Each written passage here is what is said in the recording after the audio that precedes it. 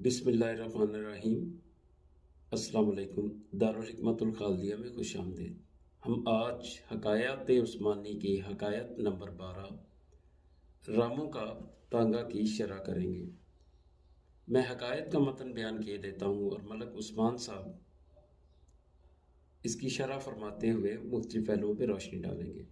रामू के पास एक अच्छी नस्ल का घोड़ा था जो इसने तांगे के साथ जोत रखा था। यूं ये घोड़ा रामू के लिए रोजी का जरिया था। एक दिन रामू ने घोड़े को बताया कि वलायत में घोड़ों की एक रेस होती है जिसे डर्बी कहते हैं। इसमें कई आला नस्ल के घोड़े हिस्सा लेते हैं। रामू की बात सुनकर घोड़े ने कान खड़े कर लिए। फिर रामू ने बताया कि डर्बी जीतने वाले घोड़े को करोड़ों का इनाम मिलता है। घोड़े ने यह सुना, पहले तो वो खामोश रहा, फिर अचानक रामू से मुखातिब हुआ और कहा, हम घोड़ों को ना तो पैसों का इस्तेमाल आता है और ना ही पैसों की ज़रूरत होती है, फिर ये करोड़ों का इनाम किस काम का? रामू ने कहा, पगले, ये पैसे अगरचा घोड़ा जीतता है लेकिन ये मिलते घोड़े के मालिक को ही है।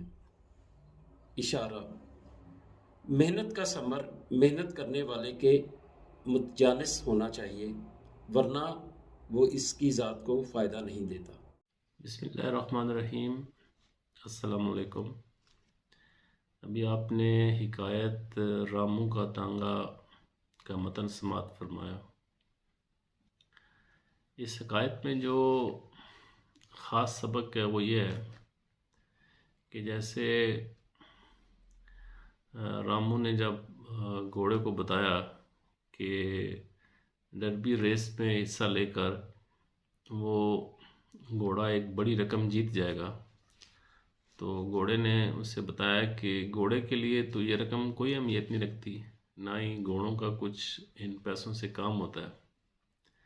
तो इस शिकायत का सबक ये है कि जो मेहनत करने वाला है उसको उसकी मेहनत का समर इस तरह मिलना चाहिए कि वो उस मेहनत करने वाले को फ़ायदा दे, यानी मेहनत का समर मेहनत करने वाले की जिन्स के लिए फ़ायदेमंद होना चाहिए।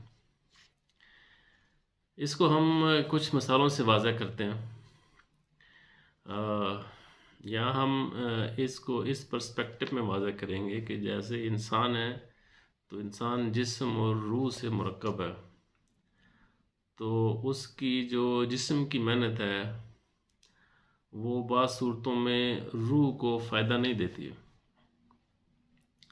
तो अगर वो इंसान जो है वो जिस्मानी या मादी अप्रोच के साथ चलता रहे तो आखिरकार उससे उसको जो समर हासिल होगा वो उसकी रूह के साथ मुतजानिस नहीं होगा, तो उसकी रूह को उसका फ़ायदा नहीं होगा।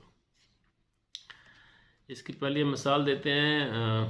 फ़ारसी का एक मशहूर मक़ोला है और वो हज़रत शेख सादी रहमतुल्लाह अलैह से जो है रिवायत किया जाता है कि उसको मुहावरतन भी फ़ारसी में बोलते हैं कि खरे ईसा अगर ब मक्के रवद चुन भी आयद हनूज खर बाशद, कि हज़रत ईसा का गधा अगर मक्के चला जाए, जब वो वापस आएगा तो वो गधा ही रहेगा। यानी गधा जो है वो उसकी जिन्स इस तरह की है कि अगर वो मक्के का सफ़र भी करता है तो उसको उससे कोई फ़ायदा हासिल नहीं होता, जबकि हज़रत ईसा जो हैं वो जो है उनका मर्तबा जो है ना रूहानी एतबार से और रूह के एतबार से इंतहाई आला है, लेकिन उनकी जो सवारी है वो एक अलग जिन्स से है, उसको इस रूह से और रूहानियत से कुछ फ़ायदा हासिल नहीं होता। इसको हम एक और मिसाल से देखते हैं कि मसनवी में मौलाना रूम जो है वो मजनू का एक वाक़या बयान करते हैं कि मजनू जो है वो एक ऊँटनी पे बैठकर लैला के गांव की तरफ जा रहा है।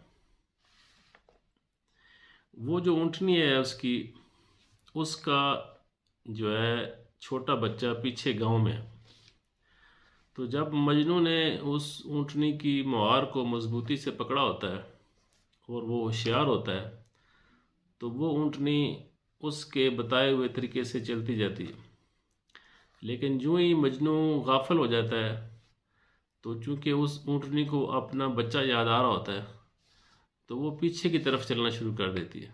اور جب اچانک مجنو کو خیال آتا ہے، وہ دیکھتا ہے کہ یہ تو میں نے جتنی منزل آگے کی طرف طے کی تھی، یہ اونٹنی تو اس سے مجھے پھر پیچھے لے آئی ہے، تو پھر اس کو وہ سیدھا کر کے پھر سیدھے رستے پہ چلاتا ہے۔ اور یہ جو کشمکش ہے یہ جاری رہتی ہے۔ مثنوی کے 2 شعر میں پڑھوں گا کہ مولانا فرماتے ہیں کہ در سے روزہ را بدیں آوال ہا، ماند مجنو در تردد سال ہا، کہ یہ جو 3 دنوں کا رستہ تھا، اس طرح کے حالات میں جس میں اونٹنی کی جو کشش ہے وہ پیچھے کی طرف ہے اور مجنو کی کشش جو ہے وہ آگے کی طرف لیلا کی طرف ہے، تو اس طرح کے حالات میں یہ جو 3 دن کا رستہ تھا، ماند مجنو در تردد سالہ، تو یہ تو مجنو کو سالہ لگ گئے اس میں، لیکن یہ طے نہیں ہوا۔ گفت اے نوکا چہر دو عاشقیم، ما دو زد پس ہم رہے نہ لائقیم۔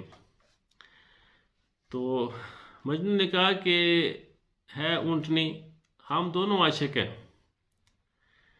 لیکن یہ دونوں جو ہیں وہ متضاد عاشق ہیں۔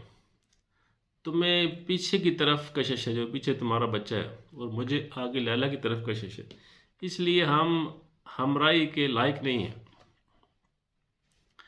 یعنی اس میں جو اونٹنی ہے اس کی جو محنت ہے وہ ایک اور جنس سے ہے، اور مجنو جو ہے اس کی جو طلب ہے، کشش ہے، ایک اور جنس سے۔ مجنو جو ہے وہ لیلا کا خواہش مند ہے، اور اونٹنی پیچھے اپنے گاؤں بچے کو جو پیچھے گاؤں میں رہ گیا اس کی خواہش مند ہے۔ اس کو ایک تیسری مثال سے دیکھتے ہیں کہ سلیمان علیہ السلام جو تھے وہ علم و حکمت اور کی سربلندی پر تھے، اور ان کی ایک بہت بڑی بادشاہت تھی۔ ہر طرح کی مخلوق جو ہے وہ ان کے ماتحت تھی، اور ان کا تخت ہواؤں پہ اڑتا تھا، اور وہ ہر طرح کی بولیاں جانتے تھے، اور سب چرند پرند اور مخلوقات ان کے ماتحت تھی۔ تو اسی طرح قرآن پاک میں آتا ہے کہ جو جنات ہیں وہ بھی جو ہے وہ ان کے ماتحت تھے اور وہ کام کرتے تھے۔ قرآن پاک میں ان کے جنات کے بارے میں آتا ہے کہ یا ملون لہو ما یشاء، جو سلیمان علیہ السلام چاہتے تھے وہ بناتے تھے، من محاریبا و تماثیلا و جفانا کل جوابی و قدور الراسیات، کہ وہ ان کے لیے جو ہے نا کلے اور مجسمے اور بڑے بڑے حوض اور بڑے بڑے دیگیں بناتے تھے۔ اب آپ دیکھیں یہ جو ان کے جن تھے، ان کا جو کام تھا وہ یہ تھا کہ وہ جو ہے وہ کلے اور مجسمے اور اس طرح کی چیزیں بنا رہے ہیں، جبکہ سلیمان علیہ السلام جو ہیں وہ نبوت کے اعلیٰ مقام پہ اور بادشاہ اور مخلوق پہ حاکم اور علم و دانائی اور یہ ساری شرف ان کو حاصل تھے۔ ان جنات کی جو محنت ہے وہ ایک اور جنس سے ہے، اور سلیمان کی محنت جو ہے ایک اور جنس سے۔ تو ان 3 مثالوں سے ہم یہ بتانا چاہتے ہیں کہ جو گدھا ہے جو مکہ سے واپس آ کر بھی گدھا ہی رہتا ہے، اور جو اونٹنی ہے جس کو پیچھے اپنے بچے کی طلب ہے، یا وہ جنات ہیں جو بلڈنگ اور محل بنا رہے ہیں، یہ ایک طرح کی جنس ہے، ایک طرح کی محنت ہے، اور اس کا ایک خاص طرح کا ثمر ہے۔ لیکن عیسیٰ علیہ السلام کی جو روحانی منزلیں ہیں اور ان کے جو مرتبہ ہے اللہ تعالیٰ کے ہاں، اور مجنو کی جو لیلا تک پہنچنے کی خواہش ہے، اور سلیمان علیہ السلام کی جو علم و حکمت، دانائی اور بادشاہت ہے، یہ ایک دوسری طرح کی محنت ہے، ایک اور جنس سے محنت ہے۔ تو اللہ تعالیٰ ہمیں اس طرح کی محنت کرنے کی توفیق عطا فرمائے جس سے حاصل ہونے والا ثمر جو ہے وہ ہماری روحانی قدر اور منزلت میں اضافہ کرے، تاکہ ہم نہ صرف اس زندگی میں بلکہ ہمیشہ ہمیشہ کی زندگی میں بھی کامیاب ہو جائیں۔ السلام علیکم ورحمۃ اللہ وبرکاتہ۔